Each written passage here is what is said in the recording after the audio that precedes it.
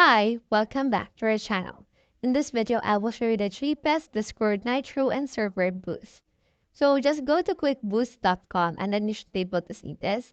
Head over right here to the products option and then choose your product. It can be Nitro or server boost for lifetime, server members, and a lot more.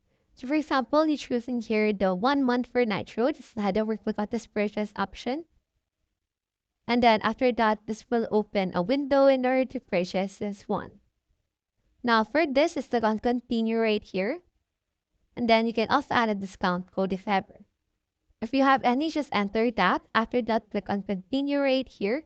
And it will ask how you would like to pay. It can be credit, debit, or other things right here. There's actually a lot of payment options. So you can head over and then search for them right here. For example, is choosing here this credit or debit and click on continue. After that, just put in here your email for the invoice update as well as your Discord username. And once you have purchased that, you should be able to get the cheapest Discord Nitro and server boost. So that's all there is today, and I hope this video helped you out.